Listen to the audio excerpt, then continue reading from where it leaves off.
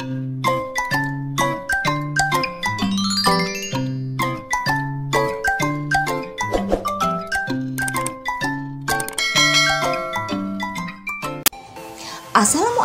warahmatullahi wabarakatuh.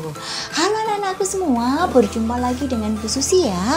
Bagaimana kabar kalian semua anak-anak? Semoga anak-anak selalu diberi kesehatan dan tetap semangat dalam belajar.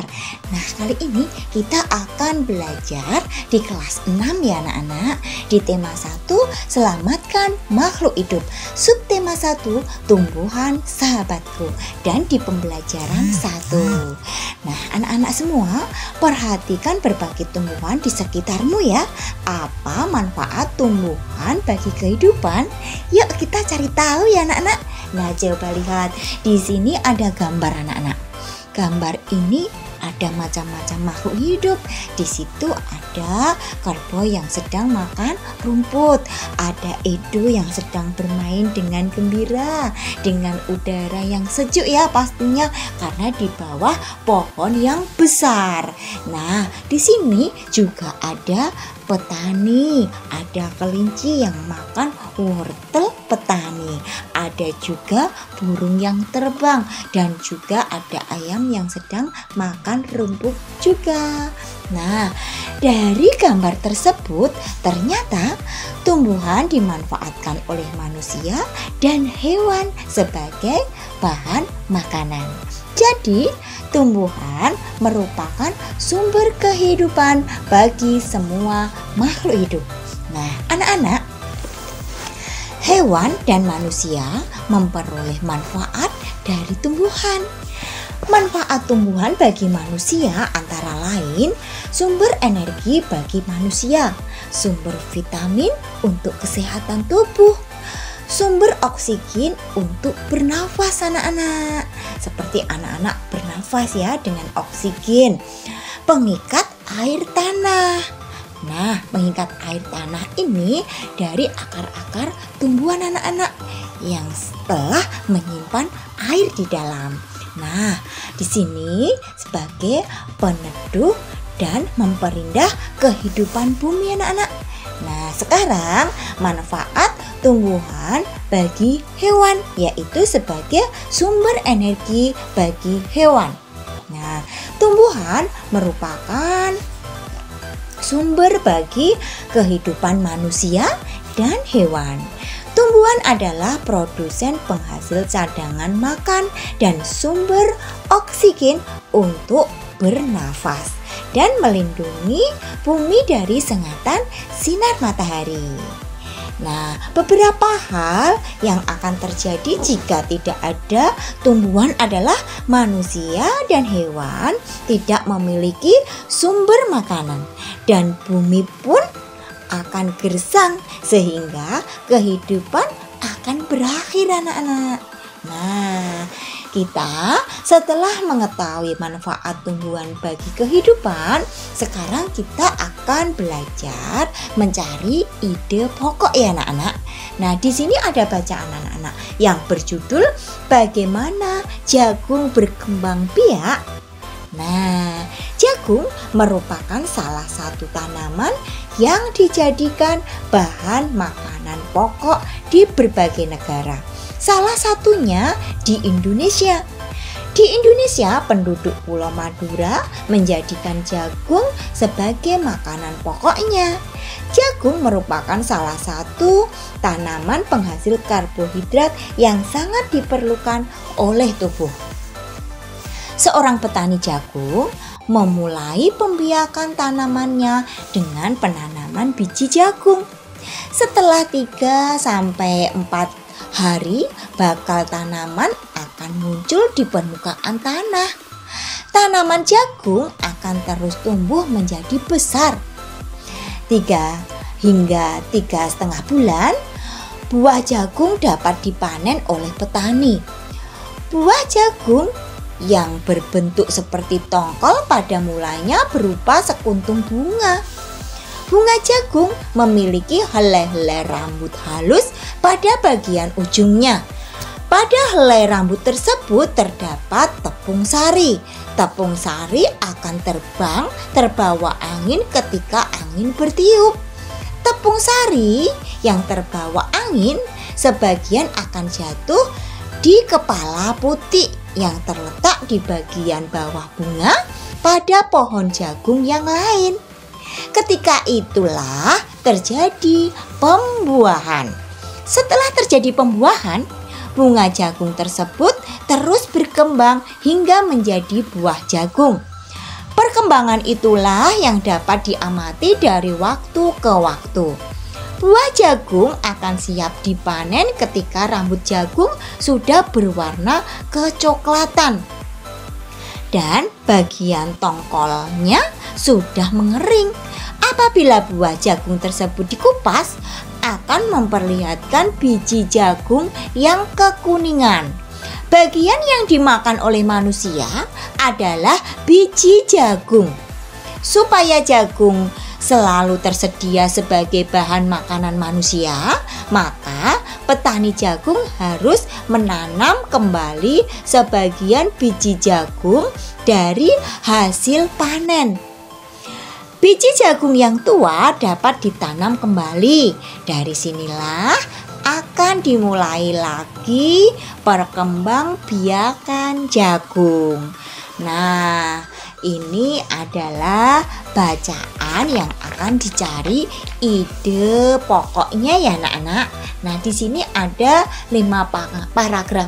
Yuk kita cari ya ide pokoknya setiap paragraf. Sekarang coba di paragraf 1. Ide pokoknya apa ya? Nah, pintar sekali. Ide pokoknya adalah jagung adalah salah satu makanan pokok di Indonesia. Yang paragraf 2, ide pokoknya apa coba siapa yang tahu? Pintar sekali. Perkembangbiakan jagung dengan biji. Nah, sekarang kita di paragraf 3, ide pokoknya apa ya? Pintar. Ide pokoknya adalah bunga jagung. Sekarang masuk di paragraf 4. Di paragraf 4 ini, ide pokoknya adalah perkembangan buah jagung sampai menjadi jagung. Nah, sekarang di paragraf terakhir, paragraf 5, apa ya ide pokoknya? Hebat sekali. Pemanfaatan jagung untuk manusia dan petani. Nah, ini adalah ide pokok dari paragraf tersebut ya anak-anak. Nah, sekarang kita lanjutkan. Salah satu contoh tumbuhan yang berkembang biak dengan bunga adalah tumbuhan jagung. Nah, cara perkembangbiakan jagung ya anak-anak, mulai dari bunganya yang memiliki tepung sari, yang nantinya tepung sari itu bisa untuk disebarkan melalui angin. Nah, setelah tepung sari pada bunga jagung akan terbang terbawa angin ketika angin bertiup. Tepung sari yang terbawa angin sebagian akan jatuh di kepala putih yang terletak di bagian bawah bunga pada pohon jagung yang lain. Ketika itulah terjadi pembuahan. Perkembangbiakan ini dinamakan perkembangbiakan generatif. Nah, tahukah kamu bagaimana proses perkembangbiakan generatif? Nah, sebelum kita mencari tahu prosesnya, kita sekarang melihat gambar bagian-bagian bunga terlebih dahulu ya anak-anak. Nah, di sini adalah bagian-bagian bunga. Di situ ada tangkai bunga, dasar bunga, kelopak, bakal biji, tangkai putih, kepala putih, tangkai sari, kepala sari, benang sari, dan juga mahkota. Nah, kalau kita sudah mengetahui bagian-bagian bunga, sekarang kita akan mencari tahu proses perkembangbiakan generatif. Nah, Perkembangbiakan generatif secara kawin terjadi melalui proses penyerbukan dan pembuahan anak-anak. Perkembangbiakan generatif pada tumbuhan diawali dengan penyerbukan, yaitu melekatnya atau jatuhnya serbuk sari ke kepala putik. Setelah terjadi penyerbukan pada serbuk sari, tumbuh buluh serbuk sari yang menuju ke ruang bakal biji. Kemudian serbuk sari akan masuk ke ruang bakal biji melalui buluh serbuk sari.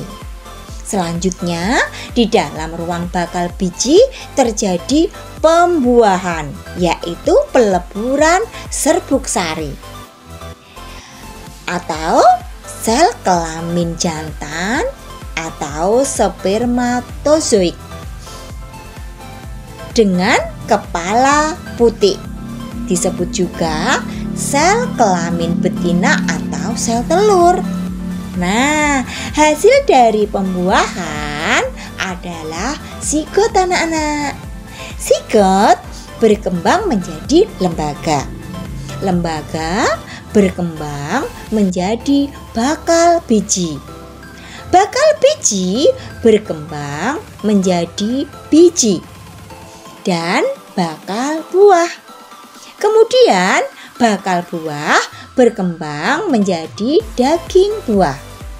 Lembaga yang berada di dalam biji merupakan calon tumbuhan baru. Tumbuhan yang berkembang biak secara generatif antara lain padi, mangga, durian, dan jambu.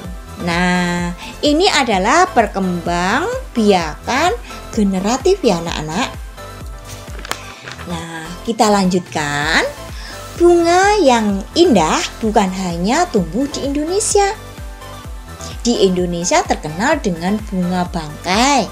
Ada anggrek bulan, ada juga melati putih. Sedangkan negara-negara lain seperti negara tetangga pun memiliki bunga yang cantik. Karena kondisi geografis yang hampir sama, bunga yang tumbuh tidak jauh berbeda jenisnya. Bunga kembang sepatu tumbuh di Indonesia dan Malaysia anak-anak. Bunga ini dapat digunakan sebagai pewarna. Di Malaysia, bunga kembang sepatu dinamakan bunga raya dan merupakan bunga nasional. Nah, sekarang kita lihat lagi bunga yang satu ini. Perhatikan ya, bunga Kamboja pada gambar di samping. Bunga ini sering digunakan dalam perlengkapan tari di Bali anak-anak. Dor campa atau bunga Kamboja dapat ditemukan di Indonesia dan Laos. Di negara tersebut, bunga ini digunakan untuk dekorasi upacara keagamaan dan penyambutan tamu. Nah, Malaysia, Laos, dan Indonesia hidup berdampingan. Maka karena itu, ada persamaan dalam kehidupan sosial dan budaya. Terbentuklah suatu organisasi yang bernama ASEAN.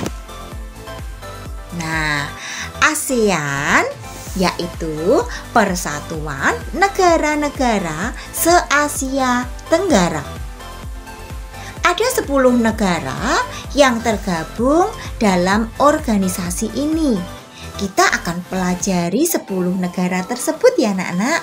Nah, coba lihat. Di sini adalah 10 negara tersebut anak-anak. Nah, di sini juga ada logo dari ASEAN ya anak-anak. Ada logo dari ASEAN ya anak-anak. Nah, ini adalah logonya. ASEAN adalah sebuah organisasi internasional yang beranggotakan negara-negara di kawasan Asia Tenggara.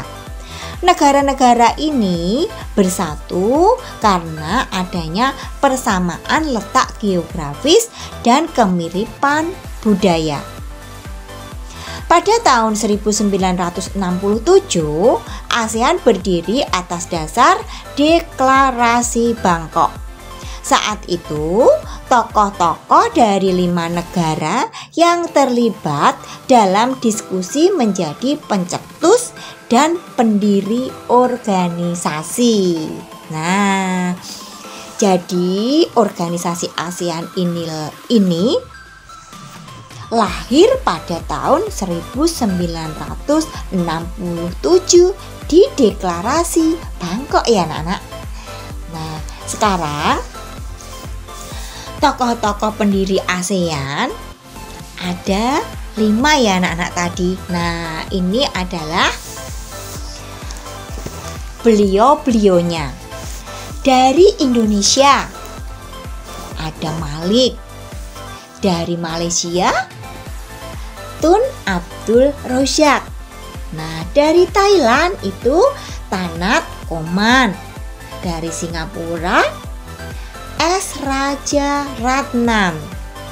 Dan dari Filipina ada Narcisco Ramos. Nah, ASEAN harus dapat memberikan manfaat bagi semua anggotanya ya anak-anak.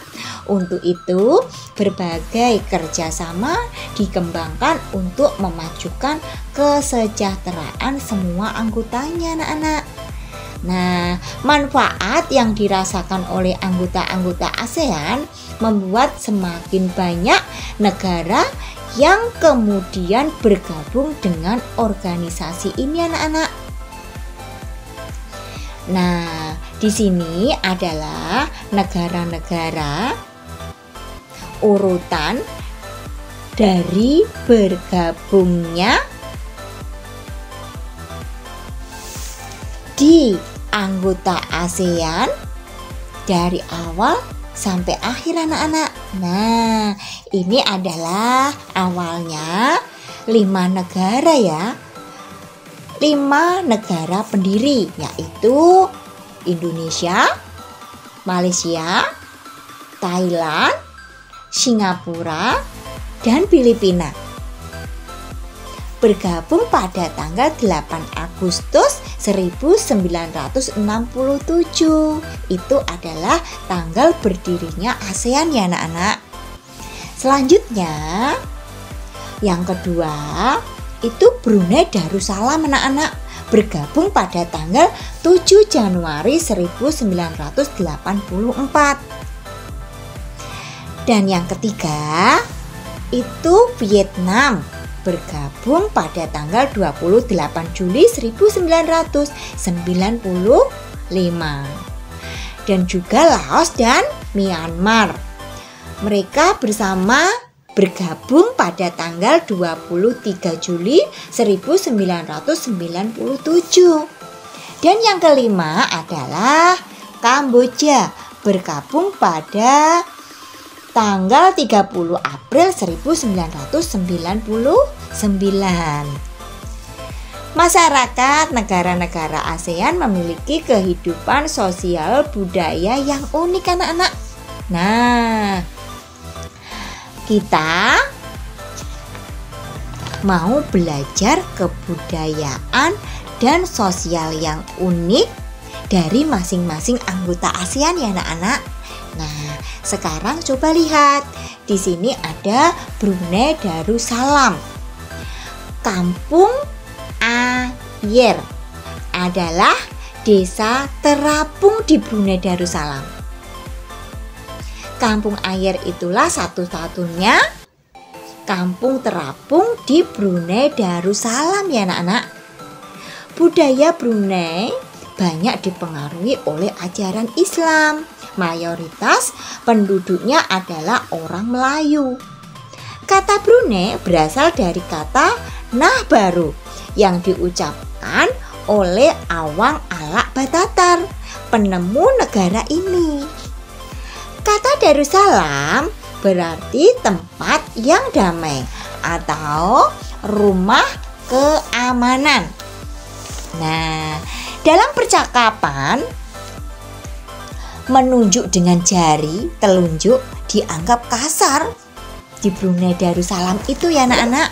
Nah, kalau anak-anak besok bisa wisata ke Brunei, anak-anak awas hati-hati jangan memakai telunjuk ya kalau bercakap. Nah, secara tradisional orang Brunei tidak berjabat tangan dengan lawan jenis. Melepaskan sepatu adalah kebiasaan umum orang Brunei sebelum memasuki ruang orang lain. Nah, sekarang yuk kita masuk ke negara Malaysia ya. Patung Dewa Marungga di Malaysia merupakan patung berukuran 42,7 meter. Patung ini terletak di Batu Chaves, gua yang merupakan salah satu kuil Hindu di luar India yang paling populer. Malaysia memiliki kota yang bernama Jejertun, yaitu kota yang terdaftar dalam UNESCO. Kota ini terletak di Pulau Penang. Banyak gedung peninggalan masa Eropa dan bangunan bernuansa Melayu Tionghoa. 3 kaum utama di Malaysia adalah Malaysia, Tionghoa, dan India. Musik tradisionalnya banyak dipengaruhi oleh budaya Tionghoa, Islam, India, dan Indonesia. Makanan khasnya adalah nasi lemak anak-anak. Nah, yuk kita sekarang masuk di negara Filipina. Budaya Filipina merupakan hasil perpaduan antara budaya barat dan timur. Kehidupan budayanya dipengaruhi oleh budaya Melayu, Tionghoa, dan Spanyol. Bahasa Filipina adalah bahasa nasional dengan bahasa Inggris sebagai bahasa pengantar untuk urusan perdagangan atau pergaulan. Ada 8 dialek utama yang digunakan oleh masyarakat Filipina. Tetapi yang paling terkenal adalah Tagalog anak-anak. Nah, di sini ada po dan opo adalah sebutan orang Filipina terhadap orang yang lebih tua anak-anak. Mereka memanggilnya dengan menggunakan kata-kata seperti kuya, ate, manong, atau manang yang menunjukkan rasa penghormatan. Jabat tangan adalah bentuk salam yang paling sering dijumpai di Filipina. Tarian tinikling merupakan tarian masyarakat Filipina. Tarian ini menceritakan tentang burung tinikling yang berjalan melompat menghindari perangkap bambu petani padi anak-anak.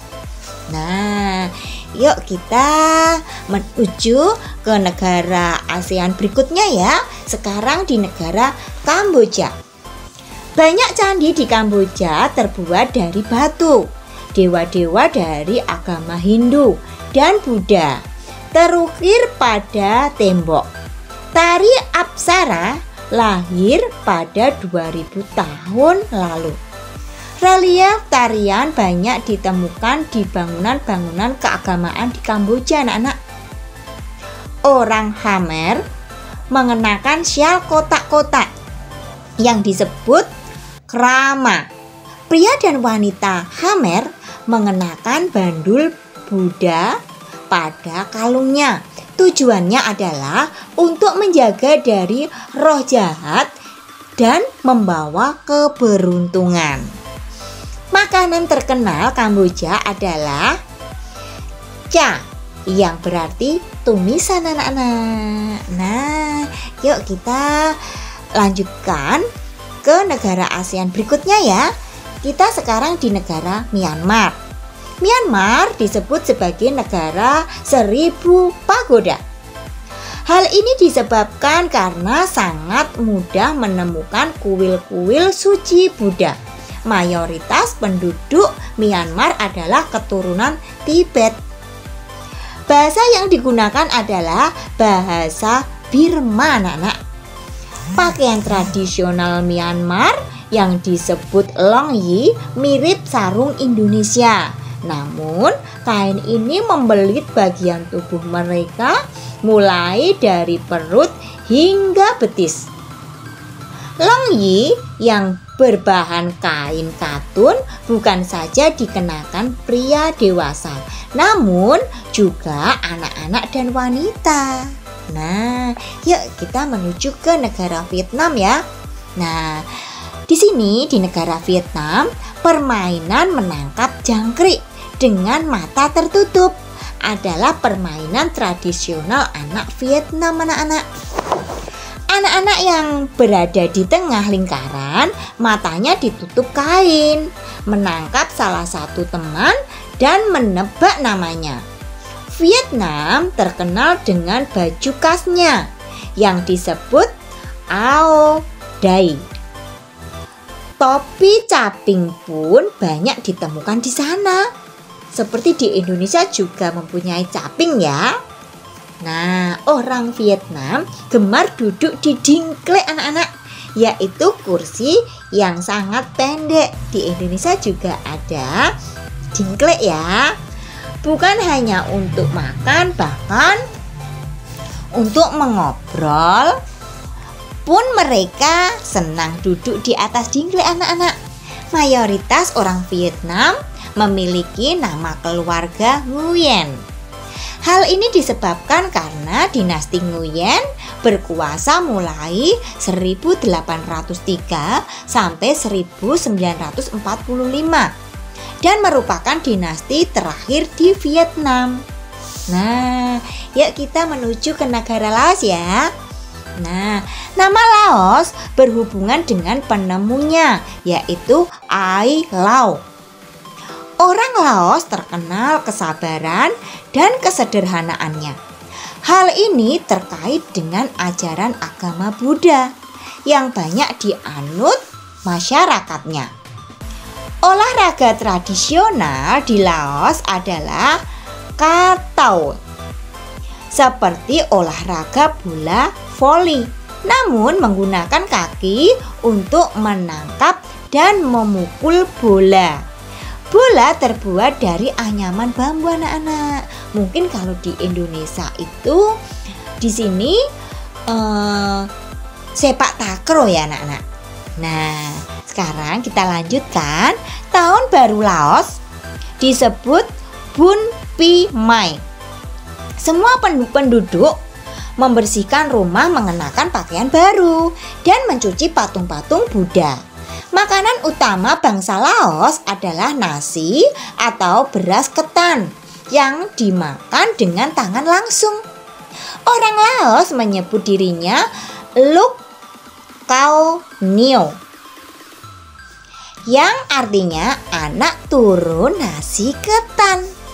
Upacara sakral pemberian sedekah atau dikenal dengan Sai Bat merupakan upacara di Laos.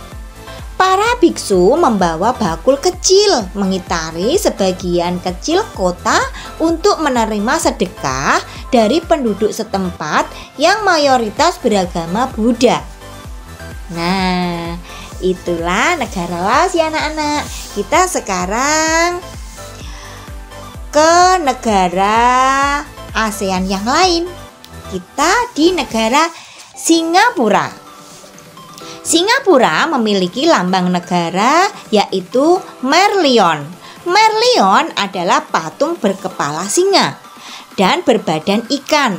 Menurut mitos, Singapura dahulunya adalah kampung ikan.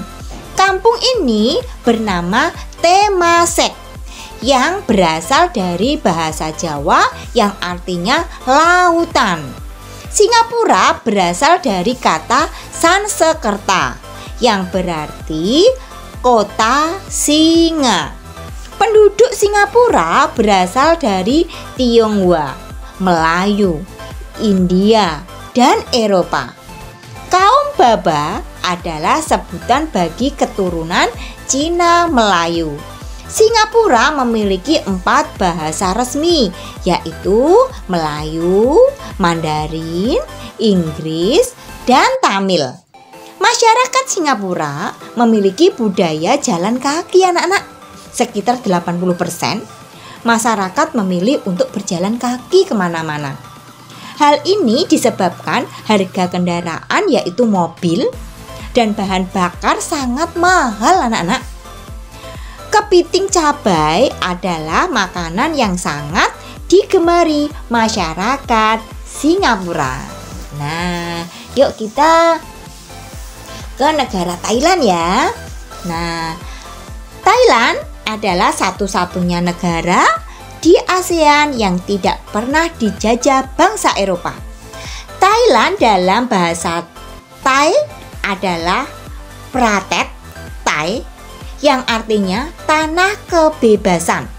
Sejak tahun 1800-an, Thailand berubah nama antara lain Siam atau dari bahasa Sanskerta yang artinya gelap atau coklat, dan Thailand. Ramakien adalah cerita nasional Thailand yang memengaruhi kehidupan masyarakatnya. Di Thailand, kepala adalah bagian tubuh yang paling dihormati anak-anak. Tidak ada orang yang akan berani menyentuh kepala, bahkan kepala anak-anak. Sebaliknya, bagian kaki dianggap bagian yang paling hina karena dipakai sebagai alat untuk menapak di tanah. Oleh sebab itu, kaki tidak boleh dihadapkan ke patung suci atau orang lain anak-anak. Indonesia dan Thailand memiliki tradisi minum teh.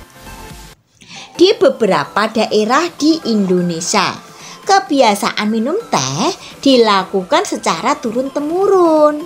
Salah satunya adalah teh yang diseduh di poci. Oleh sebab itu, teh tersebut dinamakan dengan teh poci. Nah, di Thailand, teh disajikan dengan susu dan rempah-rempah. Teh tersebut dinamakan Thai iced tea dan disajikan dingin. Nah, itu tadi keunikan berbagai negara ya anak-anak, keunikan budayanya.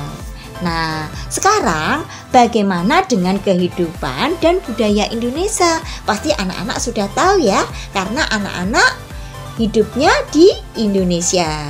Kalau ingin tahu lebih lanjut, anak-anak bisa mencari tahu tentang budaya dan kehidupan di Indonesia ya anak-anak. Nah, sekarang kondisi geografis Asia Tenggara anak-anak.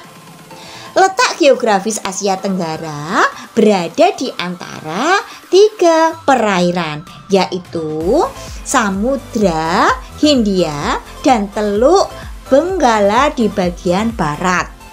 Lalu Laut Cina Selatan di utara dan Samudra Pasifik di timur. Nah, itulah pembelajaran hari ini ya anak-anak. Semoga anak-anak memahami dan bisa untuk belajar di saat anak senggang atau di rumah atau di mana saja. Semoga anak-anak sukses selamanya dan cepat memahami apa yang dilihatnya. Salam pendidikan. Terima kasih.